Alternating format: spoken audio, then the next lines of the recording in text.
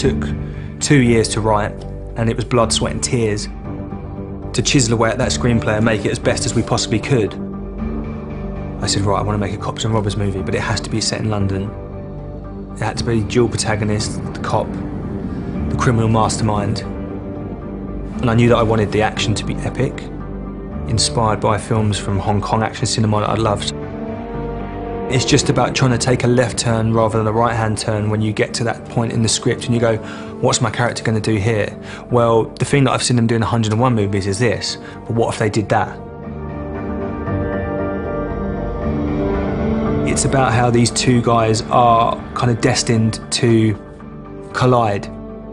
Two men who have problems in their life that they have to deal with, and they have to go head to head, and they think they're opposites, but actually they realise that they're much more alike than they thought, and they both have similar problems that they have to deal with. As the story unfolds, James McAvoy and Mark Strong both realise that there's a conspiracy going on.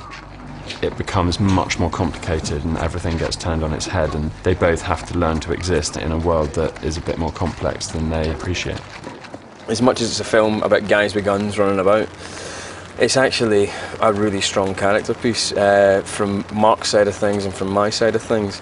It's about a relationship that starts from a complete point of pure animosity and aggression and confrontation. So trying to bring those two guys together, there's going to be some interesting things happening. Sternwood is doing it tonight. Jesus, Max, you might finally have got it. Where? Abilene Square. Are you sure? Yeah, I'm positive. I play a character called Jacob Sтерnbуд, who is, or was, a very successful bank robber. Very efficient at his job, got away with an awful lot, and was never caught until his last robbery, when Detective Max Lewinski, played by James McAvoy, manages to unmask him. He's not really a detective in terms of he doesn't sleuth much. He's a copper who chases people down and jumps in when he shouldn't. And he comes up against one of Britain's most wanted criminals one night and nearly gets him single-handedly and ends up being, in his mind, crippled. He had the opportunity to kill him, but didn't. I don't think Jacob killed Max because he didn't need to. He was a very efficient criminal and knew the odds. In that instance, it just was enough to disable him and get away. He subsequently gives up his life of crime and retires here to Iceland. The problem is, at the beginning of the movie, he gets a call from his son, who is evidently in trouble and has to return to London to go and find out what's wrong, and in doing so reawakens Max Lewinski's interest, because I think he's always hated Jacob for crippling him in the past.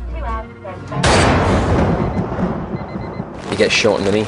He spends the rest of the film dealing with that and dealing with the fact that as much as his perceived disability is not that bad, in his head it is.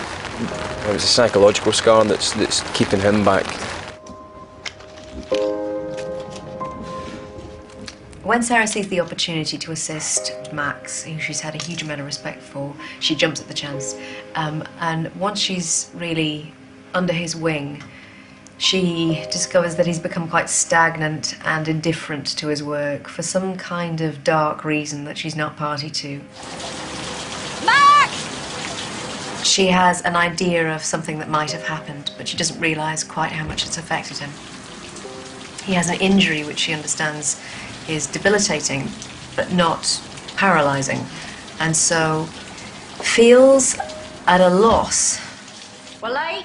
in terms of motivating him Again. into being passionate about his job again.